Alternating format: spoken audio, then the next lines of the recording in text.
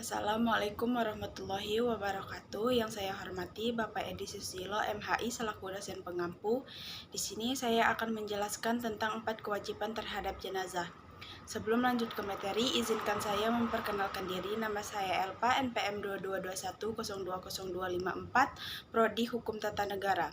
Yang pertama, cara memandikan jenazah. Yang pertama, petugas atau orang yang memandikan jenazah menggunakan sarung tangan terlebih dahulu.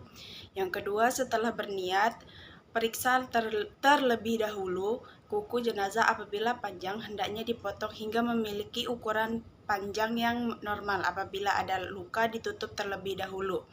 Yang ketiga, kepala jenazah diangkat sampai setelah setengah duduk, lalu perut ditegakkan agar kotoran keluar semua.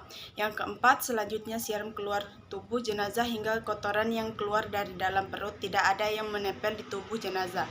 Yang kelima, setelah itu bersihkan kubul atau kemaluan di depan dan dubur kemaluan belakang jenazah agar tidak ada kotoran yang menempel di sekitar bagian tersebut. Yang keenam, mengeluarkan kotoran dari dalam perut. Langkah selanjutnya ia membasuh jenazah. Ia melalui dari anggota tubuh sebelah kanan, melalui dari kepala, leher, dada, perut, paha sampai kaki paling ujung. Yang ketujuh, saat membasuh jenazah sambil dituangkan air ke tubuh jenazah, bagian tubuhnya jenazah juga digosok menggunakan sarung tangan atau kain handuk yang halus. Yang ke-8, pastikan saat menggosok badan jenazah tidak dilakukan dengan keras atau kasar atau keras, melainkan dengan lembut. 9, memandikan jenazah oleh dilakukan lebih dari 1 kali, tergantung kebutuhan dan membersihkan yang terasa. Yang 10, setelah jenazah dimandikan, kemudian putus mewudui jenazah tersebut sebagai wudhu yang biasanya dilakukan sebelum salat. Namun petugas tidak perlu memasukkan air ke dalam hidung mulut jenazah, tetapi cukup membasuhi jari yang dibungkus dengan kain atau sarung tangan, lalu digunakan untuk membersihkan bibir jenazah, menggosokkan gigi kedua lubang jenazah hingga bersih. 11, selanjut petugas menyala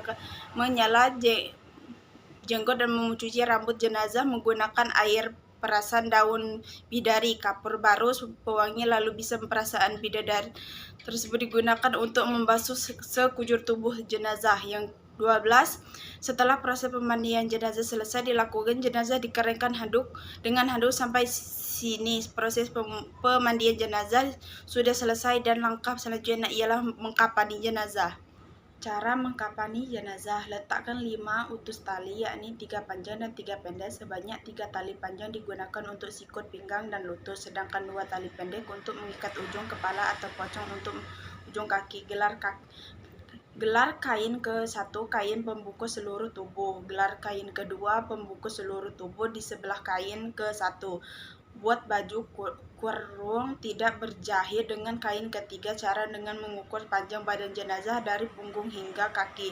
Lalu ambil kain kafan kedua kali lipat kain tersebut hingga menjadi 2 lapisan. Buat lubang pas di tengah lipatan kain selebar kepala jenazah, lalu buka lipatan tersebut dan letakkan ke atas kain ke pertama dan kedua sebelumnya. Gelar kain keempat untuk sarung dan letakkan di bagian pinggang sampai kaki jenazah. Buat celana dalam dan tak berjahit seperti popok bayi dan letakkan di atas kain keempat searah dari kelaminnya. Turut sedikit kain untuk cukup untuk membuat kerudung di atas kain ketiga atau baju kurung searah kepalanya.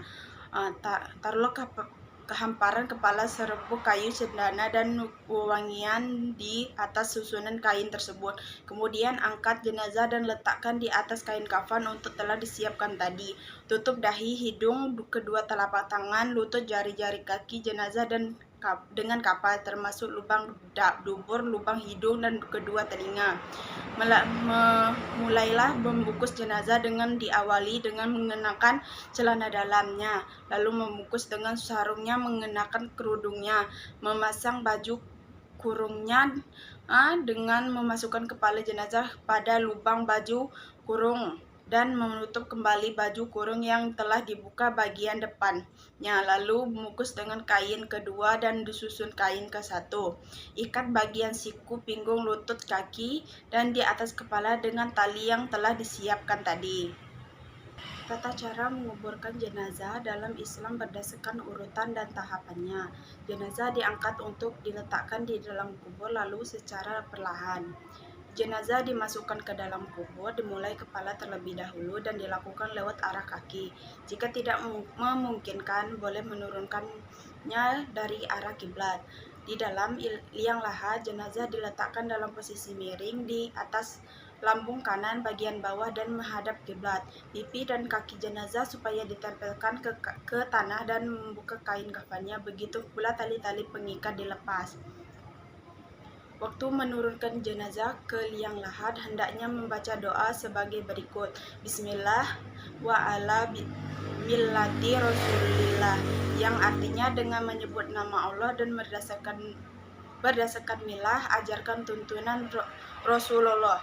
Setelah jenazah diletakkan ke dalam rongga liang lahat dan tali-tali selain kepala dan kaki dilepaskan, maka rongga liang lahat tersebut ditutup dengan papan kayu atau bambu dari atasnya agak menyamping. Setelah itu keluarga terdekat memulai menimbun kubur dan memasukkan 3 genggam tanah dan dilanjutkan menimbunkan sampai selesai.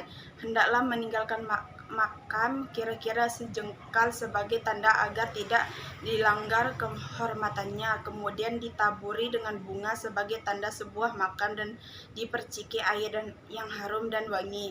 Setelah selesai menguburkan, di akhir dengan doa, isinya antara lain memohon ampun, rahmat, keselamatan, dan keteguhan dalam menjawab beberapa pertanyaan dari malaikat Munkar dan Nakir.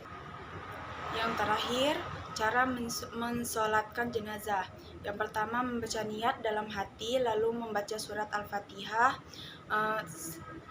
Selanjutnya takbir kedua dan membaca sholawat kepada Nabi Shallallahu Alaihi Wasallam. Pada takbir ketiga membaca doa untuk jenazah. Takbir keempat membaca doa untuk jenazah dan kaum muslim.